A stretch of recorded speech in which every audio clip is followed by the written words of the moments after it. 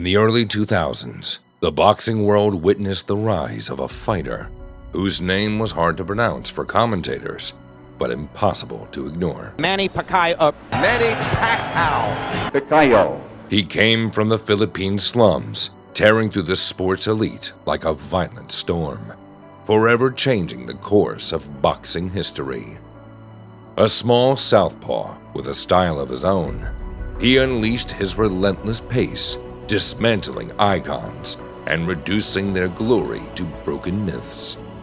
From flyweight all the way to light middleweight, Manny Pacquiao carved out a legacy like no other.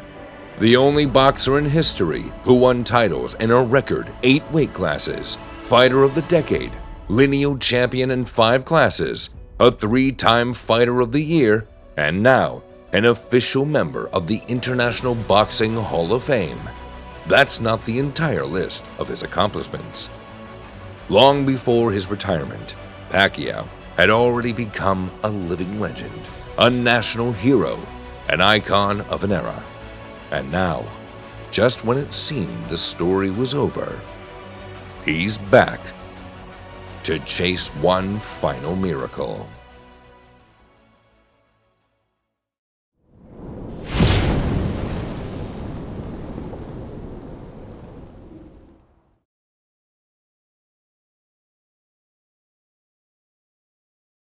A fighter's worth isn't defined by a single belt. It's a complex alloy of talent, accolades, and above all, victories. There are many roads to Canastota, but all of them are paved with battles that stand the test of time. For Manny Pacquiao, the journey to boxing immortality truly began on November 15th, 2003. The Filipino Storm had already touched American shores, but it was on this night that his true force was revealed. At 24, Manny was already a 2-division champion. Most of his early career had taken place in the Philippines, with occasional stops in Japan and Thailand. His U.S. debut, an electrifying win over Lalo Ledwaba, was impressive, but it didn't launch him into superstardom. The world hadn't seen the real Storm yet. That moment came in San Antonio, Texas, when he stepped into the ring with Marco Antonio Barrera, a future Hall of Famer, a Mexican legend, and one of the top pound-for-pound fighters on the planet. Barrera was riding an 8-fight win streak, having beaten the likes of Kevin Kelly, John Tapia, Eric Morales, and Prince Nassim Hamed. At the time, Barrera barely knew who Pacquiao was. Worse yet, his training camp had been far from ideal. But even so, most believed his skill and experience would be more than enough to neutralize the smaller, lesser-known southpaw. Pacquiao has been getting his left hand in, just like there, and by Pacquiao. Manny Pacquiao has come out with a determined rally in round 2. Hard left hand, straight on the button by Pacquiao, down goes Barrera. What followed was the exact opposite. Pacman dominated the fight with a relentless storm of punches. Round, and Pacquiao runs out again, but 2 rounds later, Pacquiao's going to be in trouble. But if this stays right here, everything is great for Pacquiao. Just stays right. Very vulnerable for straight left. Barrera getting 3 chances to counter with the left hook, but the last 3 rounds and he's up at all. I think he's going to fight at the same pace. But Pacquiao's body punches set up. Pacquiao lands a left hand. Barrera counters back with a left and right. Big punches from Pacquiao. The Barrera fight, the Barrera one. Look at, I threw a lot of punches from first round to 11th round. I didn't feel tired. The same speed, the same combination, the same throwing punches. More punches throwing at the later round. Because on that fight, I worked every day, 36 rounds. And the fight is 12 rounds, so it's easy. The crowd in San Antonio, over 90% Mexican, watched in shock as their hero was battered. Barrera's corner had no choice but to stop the beating. Antonio Barrera mugging him. The highest regarded fighters in the world. He's an icon. He's going to step into the ring. That's a good decision. Finally, they could have done that too. A superstar emerges in San Antonio. Filipino star Manny Pacquiao annihilate. That night, Manny Pacquiao claimed the Ring Magazine's belt, became a 3-division world champion, and entered the pound-for-pound rankings, where his name would remain without interruption for the next 13 years.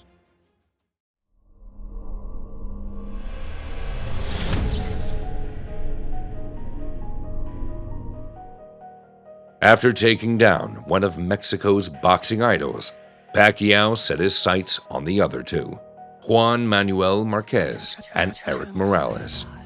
But this part of his journey was far from smooth.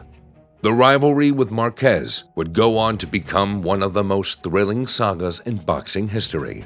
But it was Erik Morales who delivered Pacquiao his only defeat during that initial meteoric rise. Why in the world would he switch southpaw? That seems dumb to me. I don't understand that. His father told him, don't do anything stupid. Please be cautious. In 2005, Morales exposed the technical flaws in Pacquiao's game, outboxing him in a grueling 12-round fight. At the time, Erik was battling his own demons, fatigue, distraction, and burnout. But Manny was still evolving too. His raw, aggressive style was far from refined. His arsenal was still under construction. That's when Freddie Roach stepped in with a blueprint for transformation. He saw how dependent Pacquiao was on his powerful left hand, so for the rematch, Roach focused on sharpening Manny's right. Roach worked to find the perfect balance between speed and power.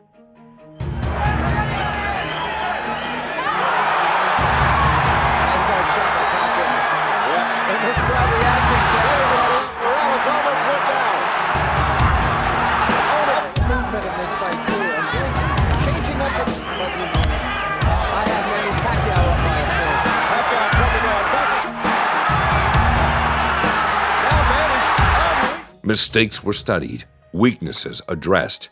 Pacquiao became a more complete fighter, learning to control his aggression and unleash a dangerous right hook. His strengths became sharper, more dangerous, and that evolution, paired with Morales' physical decline, led to the first stoppage loss of the Mexican legends.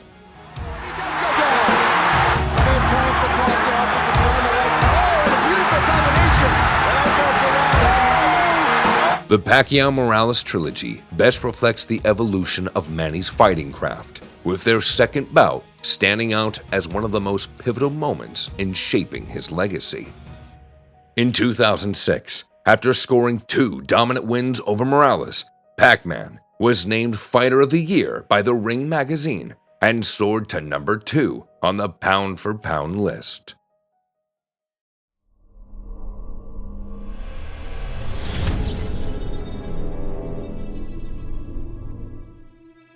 In 2008, Pacquiao launched a new wave of conquest. By defeating Juan Manuel Marquez and David Diaz, Manny pushed his tally of conquered divisions to 5. By that point, Pacman had taken down 8 world champions, 3 of them bona fide legends. With a resume like that, the status of superstar could no longer contain him. That's when HBO commentator Larry Merchant voiced a bold idea. What if Oscar De La Hoya fought Manny Pacquiao? It sounded crazy. The gap between them was enormous. At the time, Pacquiao had just moved up to lightweight. De La Hoya, on the other hand, had been fighting at middleweight and light middleweight in recent years. Still, the bout was signed, marketed as a dream match. It would be fought at welterweight and billed as a farewell for the Golden Boy. But not even the promotional hype could mask the skepticism. Most experts gave Pacquiao no chance. He was too small, too light. Many believed the fight was unfair, that he'd be walking into a one-sided beating. Their doubts weren't baseless. In boxing, there's an old saying, a good big man always beats a good little man. But in hindsight, two crucial details were overlooked. First, Oscar was a faded fighter, his priorities no longer fully in the ring. Second, Manny Pacquiao wasn't just a good little man. He was a phenomenon. But he's fighting a very intelligent fight. This has the makings of being a very... Terribly shocked Oscar. Almost no height difference between them. Pacquiao lands a brilliant... If Oscar can't get set, he can't get his punches well. Actually, 3-0. It truly was a mismatch, just not in the way people expected. Manny fought with such ease, it felt like he was the clear favorite. This guy has his cup extremely high, so they're never on the belt line. He doesn't maybe trying to lay a trap, but Manny is too smart and too fast for him. Hard shots. De La Hoya has it.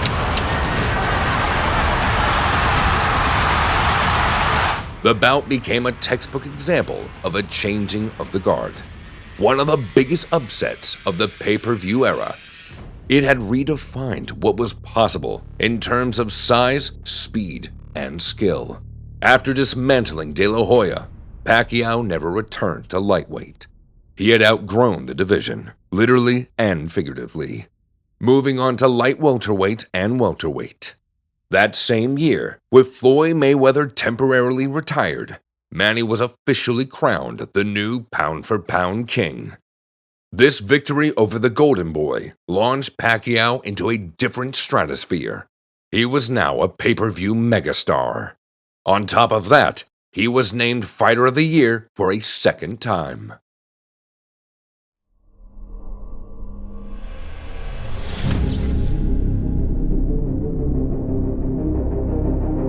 As the pound-for-pound king, Manny Pacquiao dropped down to junior welterweight, a division he had previously skipped.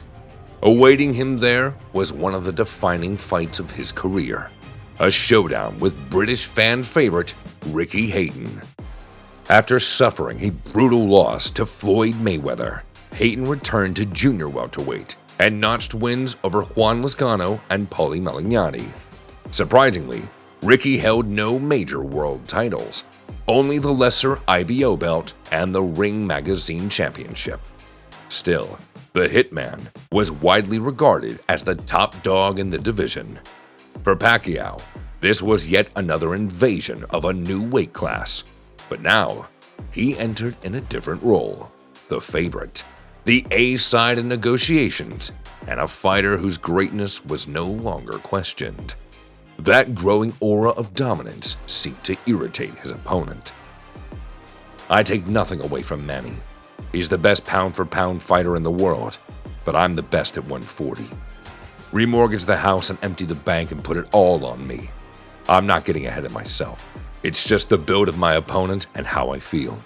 That's what I'm going on. Every day of the week I can beat this guy, Hatton declared confidently. The fight took place on May 2nd, 2009 in Las Vegas. And though Pacquiao entered as the favorite, no one thought it would be an easy night.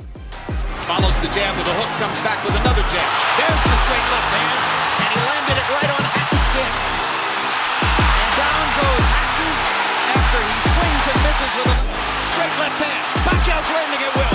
Hard left hand. Hatton has to hold on. Will Hatton make it? Oh my gosh, what a straight left hand. And will Hatton... The knockout was so devastating that reporters dubbed it the Murder in Vegas, and the echoes of Hatton's fall could be heard all the way back in Manchester.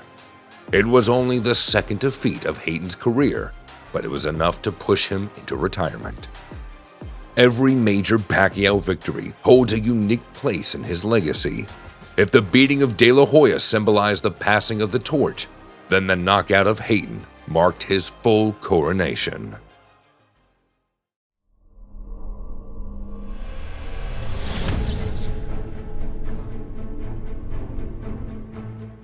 Pacquiao's devastating knockout of Hatton earned him a rare achievement, becoming only the second boxer after Oscar De La Hoya to win world titles in 6 different weight classes.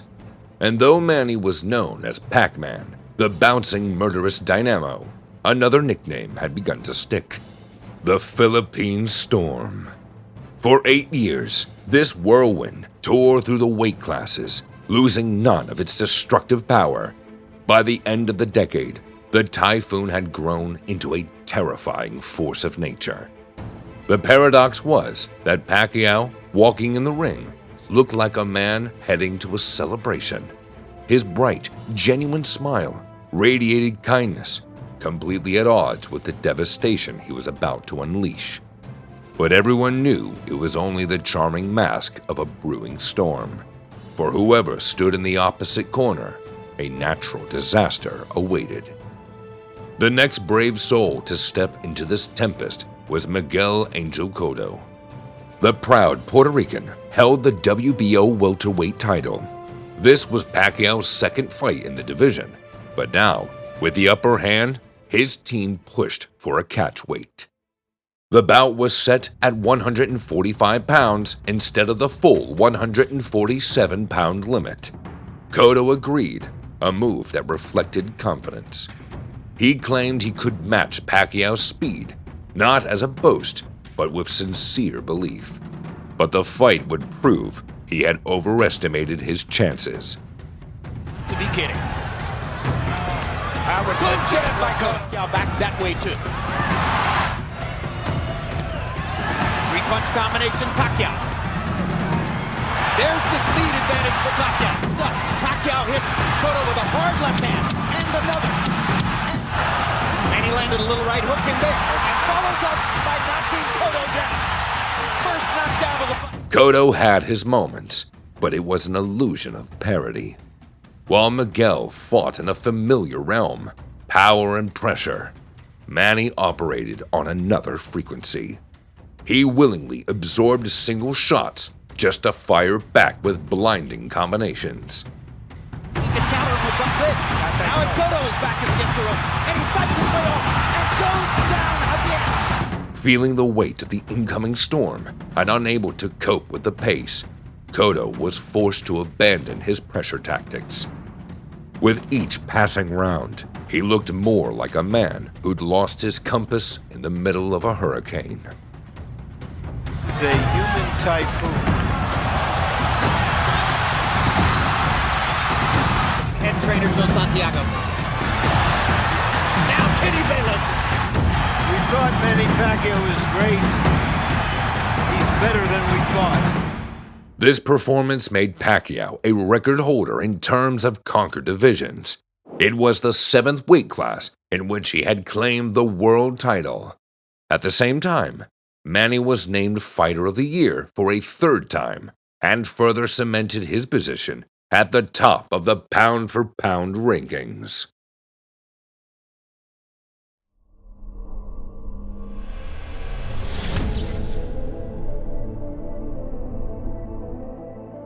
In boxing, like in any sport, a fighter first builds a reputation. Then, the reputation starts working for him. Manny Pacquiao's name carried serious weight. His fights brought profits to promoters, networks, arena owners, and betting houses. He was a driving force in the entire industry. For example, his bouts with Hatton, Cotto, and Clottey generated over $155 million in pay-per-view revenue in the US alone. So when it came time to chase another record, nobody was in a position to say no to Manny.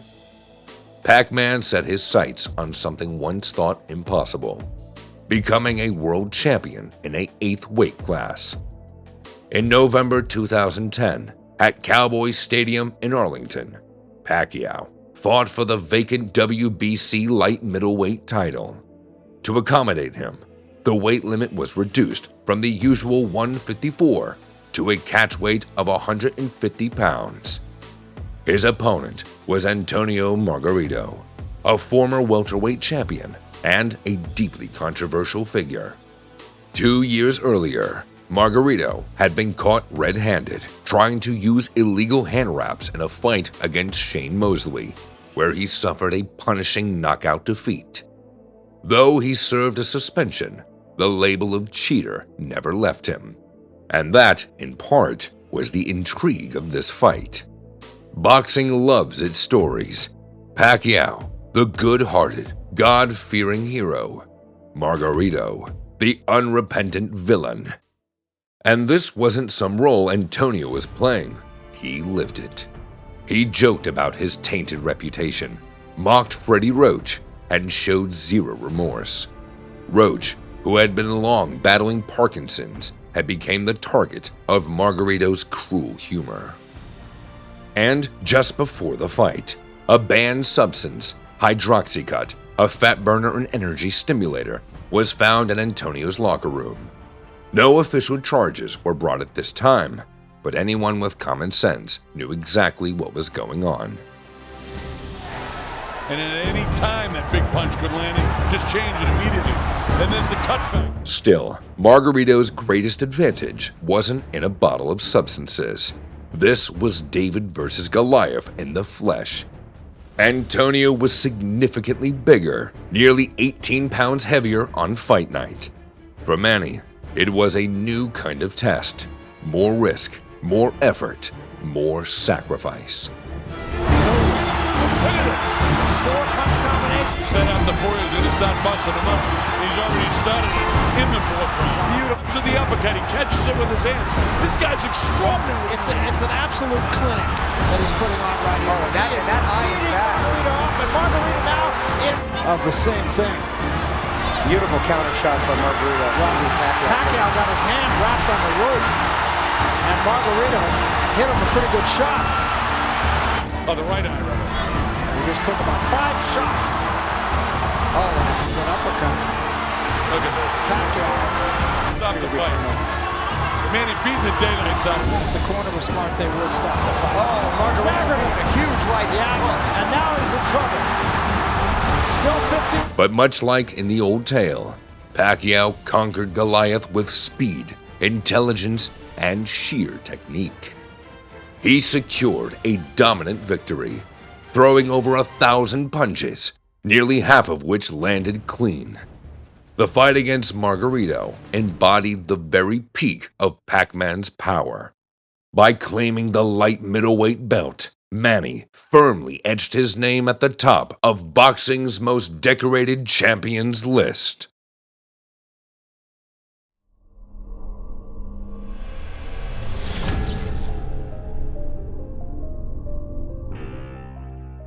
Not every boxer is granted the perfect moment to retire, but July 20th, 2019 was that moment for Manny Pacquiao.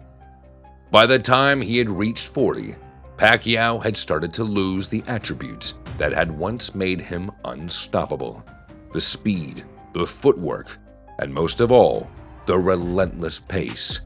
Pacman had successfully adapted his style and remained competitive at the elite level.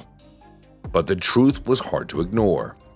After 24 years in boxing, 16 of them spent at the top of the world, the Philippine Storm had begun to die down.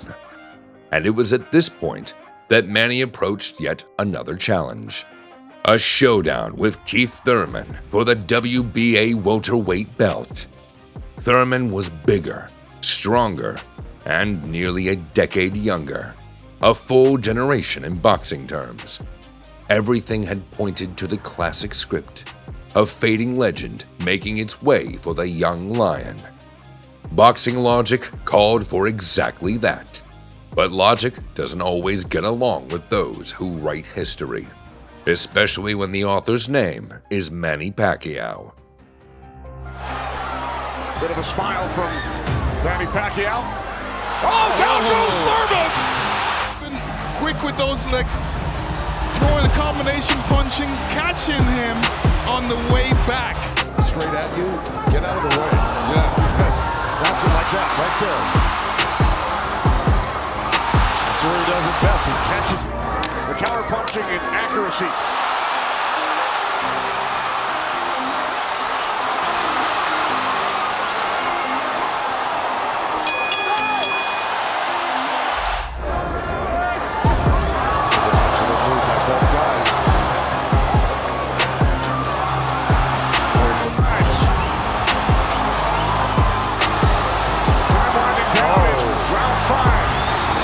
Thurman just reacted very badly to that last series of punches. He's flicking out his right hand. That always precedes. That was a body shot. It didn't look like a horrible headbutt. It looked more like a body shot. The way. This was Pacquiao's last monumental triumph, one that carved his name into the pantheon of boxing legends for all time. At 40 years old, he became the oldest welterweight champion in history, joining the iconic George Foreman as one of the only two fighters to claim world titles over 2 decades apart. It felt like the perfect final punctuation mark. A path with dizzying heights and dramatic wars seemed to have brought him right here. But Manny stepped into a trap that few greats ever escape. A fighter is the first to feel he's no longer the same, yet the last one willing to accept it. We got Ugas countering the jab by Pacquiao, then he throws another jab, backs up Pacquiao, and then shoots that right hand right into the belly. It was a nice setup.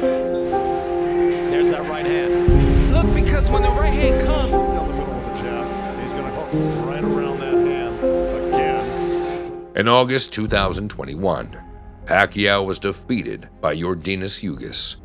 The once relentless Storm that Manny had remained even after his most grueling battles now seemed to have finally calmed. Retirement was no longer a choice, it had become a necessity. While away from the ring, Pacquiao pursued a political career, grew his business interests, and remained an active public figure. He kept himself in shape, playing basketball and participating in exhibition fights. In December 2024, when had been long a fact was finally made official, Manny Pacquiao was inducted into the International Boxing Hall of Fame in Canastota. For most fighters, this is where the story ends. The book not just finished, but shelved for good. But in May 2025, the 46-year-old Pacquiao announced his return. He's now set to fight for the WBC welterweight title against the man who defeated his last conqueror.